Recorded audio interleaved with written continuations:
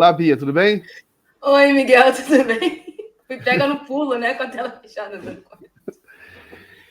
Então, Bia, hoje o assunto principal ainda é essa PL do estupro. Né? Eu sempre converso aqui sobre geopolítica com você. A gente vai falar de geopolítica, mas se você deixar você fazer algum comentário da sua opinião também, né, como mulher, acho importante sobre como é que você está achando, como é que você está interpretando esse embate aí com o fundamentalismo religioso. Eu acho seríssimo. Eu acho que a gente ultrapassou a perspectiva conservadora. A gente está lidando com reacionário mesmo, numa ideia onde a mulher perde os direitos básicos, né? Porque essa PL, na verdade, é uma retirada dos direitos, de um direito adquirido há muito tempo, porque essa legislação ela tem mais de 50 anos, essa legislação do estupro. Quer dizer, isso é um nível de retrocesso que você, na verdade, está silenciando mulheres que sofreram violência sexual. Para mim, ela é grave porque quando você diz que uma mulher pode se pegar 20 anos de cadeia se ela ultrapassar o limite estipulado pela lei e ela vai ser condenada por homicídio, ela não vai procurar os órgãos competentes nem para denunciar o estupro, nem para tentar interromper a gestação consequência do estupro, porque ela vai ter medo de sofrer algum tipo de perseguição do Estado. Porque a partir do momento que o Estado coloca a mulher que foi estuprada como uma algoz, como uma assassina, porque é isso que o Estado está falando, olha, você é uma assassina em potencial, ela não vai procurar ajuda. E a gente sabe que no sistema público de saúde demora muito tempo para a mulher conseguir seguir todo o protocolo para conseguir interromper uma gestação fruto de um estupro. Então, quando faz isso, é um cala-boca, mulher. Ela vai muito além, ela não está falando de defesa à vida, ela está, na verdade, defendendo o estuprador. Porque a mulher ela já não denuncia, porque o sistema já não é propício para denunciar. E aí, se ela denunciar e correr atrás, né, de uma interrupção depois que ela descobrir que está grávida, ela simplesmente corre o risco de ser colocada como uma assassina pelo Estado. Então, é um retrocesso estatal muito grande, e eu acho que isso é um dos retrocessos que vão vir se a gente não começar a se mexer. Porque a gente deixou que essa extrema-direita ultraconservadora, reacionária, chegasse ao Congresso, e agora a gente precisa colocar um freio nela, porque ela está começando a tirar os direitos das minorias sociais. Então, a gente já tem falas como não permitir mais o casamento homoafetivo, impedir casais homoafetivos de adotar crianças, impedir a mulher que sofreu uma violência sexual de interromper uma gestação consequências de uma violência sexual. Essa PL ela não tem nada a ver com a discussão de aborto, da discussão do aborto em si, né, da interrupção da gravidez. É uma PL que tem a função de proteção de abusadores sexuais. Porque uma mulher humilde que for abusada sexualmente, se ela ouvir que ela pode pegar 20 anos de cadeia, ela não vai correr atrás nem da punição do abusador e muito menos de uma possível interrupção. E aí você vai criar um problema social muito maior, porque assim, a gente está falando de a grande maioria das vítimas de violência sexual no Brasil tem até 14 anos de idade, então a gente está falando de pessoas que vão crianças que vão gestar crianças, a gente está falando de crianças que vão gestar crianças muitas vezes ao lado do algoz, criando um ciclo de abuso sexual, porque aquela criança que vai nascer, se o abuso sexual for dentro da família, ela também vai sofrer um abuso sexual. Então, na verdade, é como se você retirasse o pouco direito que as mulheres conseguiram na sociedade, você está retirando. E essa é escancarada, entendeu? É completamente escancarada. Ó, se ousar questionar o abuso sexual, a gente coloca você na cadeia pelo crime de homicídio. Porque, para mim, é isso que está na entrelinha, sabe? Se você ousar questionar o abuso sexual, você vai para a cadeia. Porque aí, você pegar 20 anos, ninguém vai denunciar, ninguém vai correr atrás de interromper, nada disso. Porque o medo de você encontrar um médico reacionário de extrema-direita que te denuncie pelo crime de homicídio por estar fazendo isso. Porque a gente vai começar a viver uma sociedade de vigilância completa da extrema-direita sobre os corpos femininos. Quer dizer, a mulher é abusada por um homem e depois ele é abusada pelo Estado. Porque um Estado que cria uma lei, o Estado está estuprando a mulher de novo, para falar de forma bem grosseira. É isso que acontece. É surreal e inadmissível um projeto de lei desse.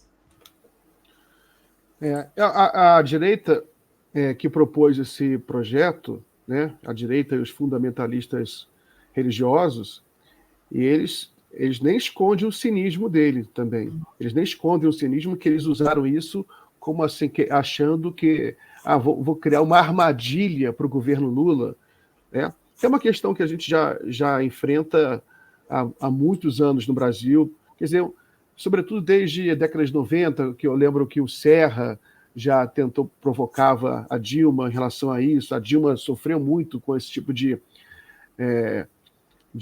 pegadinha e armadilhas, mas com esse nível de cinismo que a gente vê hoje, porque a gente nunca viu. O dono da lei escreveu no X hoje, né? A primeira-dama já falou, agora vem Lula, vem também você falar que você é abortista. Ele falou isso. É um auge do cinismo. Ele deixa bem claro que o jogo dele é coletar um fragmento de fala do presidente Lula sobre o assunto e espalhar para os conservadores religiosos que o Lula é abortista.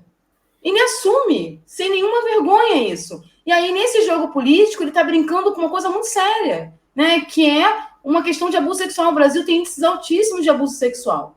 O Brasil tem índices altíssimos de violência contra a mulher. E aí você banaliza um assunto tão sério para utilizar como mecanismo de briga política que vai ser utilizada nas campanhas para as prefeituras, para as campanhas de vereador. Porque é isso, eles estão colhendo material para as eleições desse ano, colocando a vida de mulheres em risco.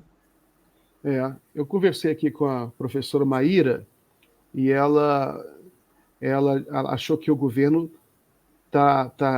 agora, nas últimas 24 horas, melhorou a abordagem, mas que o governo ele vai ter que entrar nessa disputa, nessa luta, porque a tática de achar que só a economia vai resolver não é mais válida hoje. Hoje em dia, o embate político ele chegou no campo moral. E aí até eu concordei com ela e falei que a estratégia política é criada na batalha, né? A gente não pode escolher as batalhas que a gente quer lutar. Não é tão fácil assim, seria muito fácil. Eu acho que o governo achava que seria muito fácil se ficasse só no campo da economia, né? E a batalha da pauta de costumes, moral, não, isso aí não pode falar, mas não é assim. É uma batalha que a gente não pode fugir, tem que entrar nessa batalha, senão a gente volta à Idade Média. Eu acho que tem que falar de tudo. Eu acho que a gente tem que fazer o seguinte: toda vez, a extrema-direita, né, ela cresce nas falhas do Estado e nas falhas de comunicação do Estado. Então a gente tem que abordar tudo. A gente tem que ter um plano de segurança pública, a gente tem que falar da pauta de costumes, a gente tem que falar de religião, sim, a gente tem que falar sobre tudo, porque se a gente ocupar todos os espaços, eles não ocupam espaço. Exatamente. Não, e tem que quebrar alguns dogmas. Por exemplo, na realidade, por trás disso, tem esse dogma de que o povo é conservador. Aí vira um fantasma. Mas é um dogma que beleza, o povo é conservador, mas se o campo progressista levasse esse dogma ao pé, a ferro e fogo, nunca haveria avanço social no mundo. A gente estaria na Idade Média, literalmente até hoje, né? E até mais longe, na Idade das Pedras, talvez, se não houvesse. É preciso mobilizar e lutar para as coisas avançarem. Não, e ele é conservador até quando? Que tipo de conservador? Porque eu até falo para os meus alunos, tem o conservador e tem o reacionário. Sim. O conservador, por exemplo, ele não gostou da PL de estupro, o conservador natural lá. Por quê? Porque ele tem filha, porque ele tem esposa. Então ele fala assim, como assim? Né? Tá punindo 2 vezes? Então a gente também tem que separar o conservador do reacionário. A gente não pode permitir que 30% da população paute 70%, que é o que a gente está fazendo. Eles não são a maioria, mas eles fazem barulho por causa da comunicação. E aí o barulho deles, eles fazem exatamente na ausência de fala dos progressistas. Progressistas mostraram que quando querem ocupar espaço, eles ocupam. Porque as últimas pautas foram pautadas pelo campo progressista. A própria forma como a PL do estupro muda a ponto do Lira tirar e dizer, não é bem isso, vocês estão entendendo mal, porque ele jogou essa numa reportagem hoje. Não, vocês entenderam mal, estão rotulando com o nome errado, ninguém está proibindo nada. Essa mudança de fala é consequência de uma mobilização. Dá para fazer, dá para discutir. A gente tem que parar de ter medo de discutir e tocar em determinados assuntos, porque a sociedade não vai avançar. O retrocesso cresce no silêncio. Né? Se a gente não toca nos assuntos, a gente tem que tocar, a gente tem que falar, a gente tem que debater o assunto. Porque o voto que a gente vai perder, a gente já perdeu. Esse voto reacionário não vai para a gente. Ele não vai migrar. Então não adianta tentar focar nesse campo. Vamos focar nos outros 70%. Tem tantos assuntos para falar. tem economia, tem questões culturais, tem questões de gênero, tem questões de construção de fake news na área médica, tem que ocupar todos os espaços, o tempo inteiro. Né? Tem que chegar e olhar o que o López Obrador fez lá no México. Né? Vamos ocupar todos os espaços, e acabou. Tem que ocupar tudo.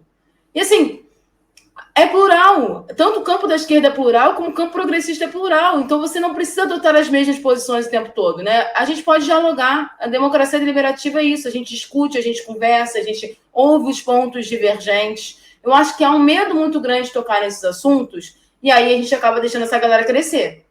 E aí essa galera cresce, acha que é mais do que pode e se torna mais do que pode, porque eles mobilizam as pessoas com informações deturpadas. Eles passam a informação deturpada. Era a estratégia deles. Eles iam vender para a população mais conservadora que o presidente Lula era um satanista abortista, porque era isso que ia rolar. E daí jogar um satanista ali no meio. Sim. Eles estão preparando o terreno ainda para isso, né? Você vai ver, por exemplo, que houve muita mobilização das mulheres nas ruas de ontem para hoje, né? Continua tendo muito nas redes, que eles querem isso também. Eles querem separar o videozinho, que é a tática deles, né? Só que é preciso ir para as ruas mesmo, é preciso enfrentar os reacionários, porque a única saída contra o retrocesso é você mostrar coragem, você procurar convencer as pessoas. E você abordou um aspecto interessante, que é você tem um setor radicalizado, fundamentalista, e que é preciso ser enfrentado. Entendeu? É preciso ser enfrentado. Mas não adianta você querer lidar com esse setor. Não, isso não vota no Congresso com Lula, não vota, não vai aprovar nada, né? Não vota na esquerda. Então, é um bloco que tem que ser enfrentado, e é um bloco perigoso. É um bloco que mistura, é um bloco delinquente do ponto de vista dos valores da modernidade. Esse projeto, por exemplo, deixou bem claro. Tem uma função, né? A política tem essas coisas. Esse PL teve essa função, pelo menos, de mostrar quem é quem.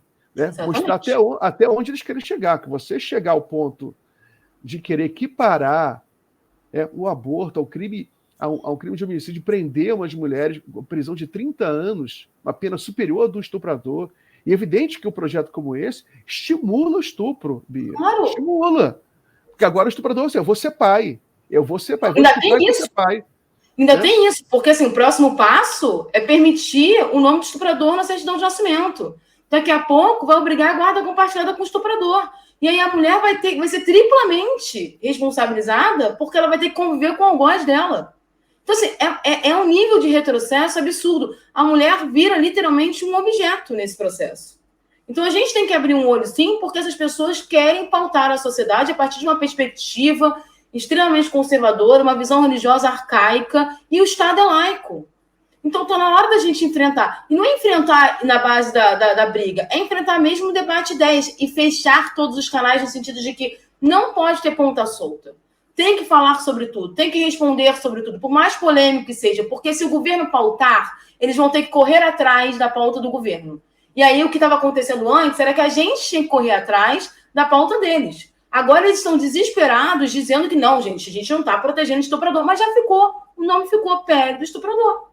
Porque dá para pautar, dá para a gente colocar o nosso ponto de vista e as pessoas entenderem. Né? Dá para o conservador entender que ninguém está defendendo assassinato nem nada, mas está dizendo, olha, uma mulher não pode ser violada 2 vezes, porque ela está sendo violada pelo estuprador, ela está sendo violada pelo Estado. O Estado ele não pode permitir isso, o Estado tem que proteger a todos. Quando o Estado faz isso, ele está dizendo, olha, você é menos importante para a gente. Então, nós não vamos te proteger. Você é vítima 2, 3 vezes, dependendo. Então, ela é muito séria porque ela mostra o que essas pessoas querem fazer com o Estado. Essas pessoas querem colocar as minorias embaixo do sapato delas. Elas querem pisar nas minorias sociais. Elas querem tirar os direitos civis dessas minorias. Em todos os países do mundo onde não teve um diálogo com essa galera radicalizada, eles estão tomando poder. Por exemplo, hoje no G7 não pôde se colocar no documento final uma fala sobre o aborto que sempre teve, porque a Meloni impediu. Porque ela é extrema-direita italiana ultraconservadora. Então, assim, a gente não pode deixar essa galera ganhar espaço, porque eles estão ganhando. E eles estão ganhando na nossa falta de conversa, na nossa falta de diálogo, nosso medo de falar e cutucar algumas coisas. Não, a gente tem que falar, porque essas pessoas radicalizadas, elas estão perdidas do ponto de vista de votos. Elas não vão virar. Não vão ser conquistadas. Agora, os outros conservadores podem sim passar a pensar de forma diferente. E a sociedade tem que evoluir, porque senão a gente ainda estaria no período das trevas. A gente não teria tido nenhum avanço, a gente estaria na Idade Média ainda, não teria nem direito civil.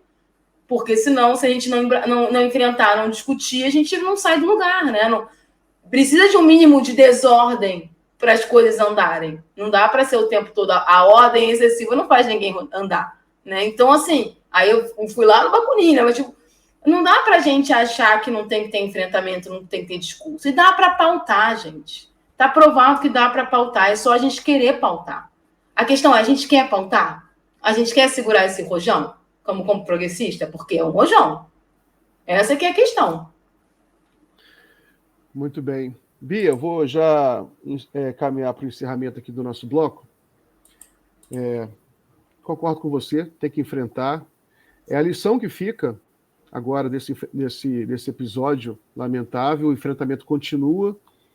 As mulheres demonstraram capacidade de mobilização impressionante, tem pesquisa até, coloca na tela aí a pesquisa da Quaest, ela mostra nas redes sociais, mais de 50% contra a PL, só 17% a favor da PL. Ou seja, menos do que o núcleo reacionário. Menos que o núcleo reacionário, porque tem mulher bolsonarista também que deve ter ficado com uma pulga atrás da orelha, né? Peraí. Que isso? Ela tem filha também, né? Minha filha, porque isso pega... Eles não estavam falando contra a justiça, aquele papinho de ditadura judicial.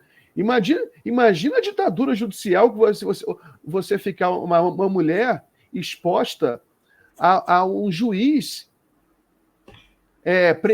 condenado a 30 anos de prisão. Isso sim vai ser ditadura judicial. Não essa brincadeira que eles estão aí, essa coisa que eles estão inventando agora. Né? Eles não estão contra o excesso do judiciário. Eles vão entregar um poder para o judiciário de prender mulher no Brasil. E tem uma coisa. Isso aí, para uma mulher teve um aborto espontâneo ou teve uma perda do feto. Se o médico achar que ela fez de propósito, ela vai para a cadeia? Porque tem isso. Ainda tem isso. Porque existem condenações em alguns países que aconteceram mulheres que tiveram aborto espontâneo e foram presas, como se elas tivessem... Porque o médico achou que ela teria provocado. Fica subjetivo. Imagina, você fica na mão do médico bolsonarista, exatamente, né? Que é o que mais tem, inclusive, tanto que esse Conselho Federal de Medicina aí, essa merda veio deles, né? Eles já estão cozinhando isso aí há meses, né? Aliás, esse Conselho Federal de Medicina né, só vem ultra reacionário. Não sei porque não devia ser chamado medicina, né? Devia ser o Conselho Federal de Bolsonaristas, não devia ser mais de medicina, né? Mas isso aí, Bia. Muito obrigado, então. Boa sexta-feira para você. Para ti também, em breve. Até.